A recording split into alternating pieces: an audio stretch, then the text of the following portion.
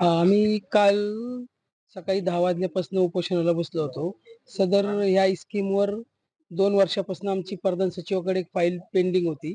ज्या फाईल मंजूर झाल्यावर आमची राहिलेली कामं पूर्ण होऊन प्रत्येक घराला पाणी व्यवस्थित मिळणार होतं. त्या संदर्भात आम्ही उपोषण केल्यामुळे मुंबई मंत्रालयातनं प्रधान सचिवांचं पत्र आलं, की इतिवृत्त झालं, की आम्ही तिसऱ्या किंवा चौथ्या दिवशी तुम्हाला आम्ही मान्यता देऊ, असं त्यांनी लेखी पत्र दिल्यामुळं आज आम्ही ती उपोषण स्थगित करत आहोत. तुम्ही त्यांच्याकडनं जे काही उत्तर आलं त्याचा तुम्ही समाधानी आहात? हो, आम्ही त्यासाठी समाधानी आहोत.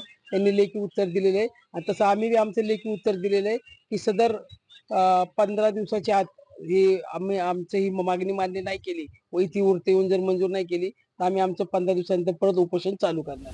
शिखर समितीचे अध्यक्ष आणि पदाधिकारी उपोषणाला बसले होते. त्यांच्या गार नानवी सोनवडी पाणीपुरवठा योजनेच्या सुधारित योजनेच्या मंजुरीसाठी त्यांनी उपोषण केलं होतं. वस्तुस्थिती सगळी त्यांना आम्ही काल येऊन सांगितली आणि त्या पद्धतीने काल आम्ही त्यांना निवेदन पण दिलं.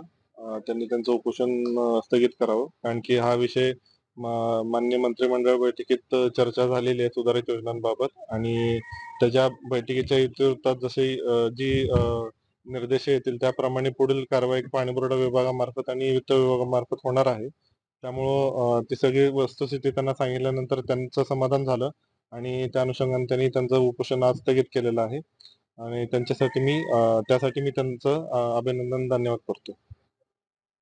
अजून अशी वेळ काय येते उपोषण करण्याचे? जर व्यवस्थित कामं झाले तर अशी वेळ काय येणार नाही ग्रामस्थांना? नाही, आपण सर्व यासाठी प्रयत्न करतच आहोत.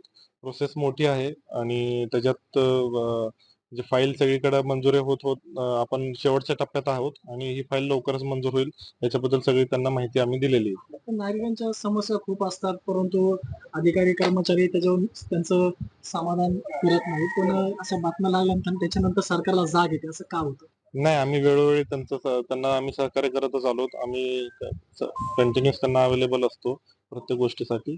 त्याच्याबद्दल काही त्यांची काही हे नाही, तक्रार नाही त्याबाबत. किती दिवसामध्ये हे सगळं पाणी मिळणार आहे लोकांना?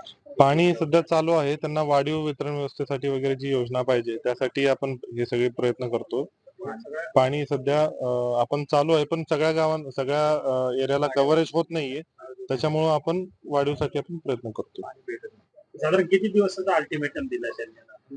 नाही, आता ह्याच्यात आता दिवसांचं आपण नाही सांगू शकत आहे, कारण की किती दिवसात मंजूर होईल ते त्याचं जे इतिवृत्त येईल पाणीपुरवठा विभागात मंत्रिमंडळ बैठकीच्या निर्णयातील जे काही इतिवृत्त येईल त्याच्यानुसार पुढची कारवाई होणार आहे. उपोषण करते आता म्हणाले 15 दिवसात नाही करता आम्ही परत उपोषण करू. नाही, तोपर्यंत याच्याबाबत काही ना काहीतरी सकारात्मक आम्ही करणार आहोत, याच्याबद्दल आम्ही त्यांना खात्री दिलेली आहे.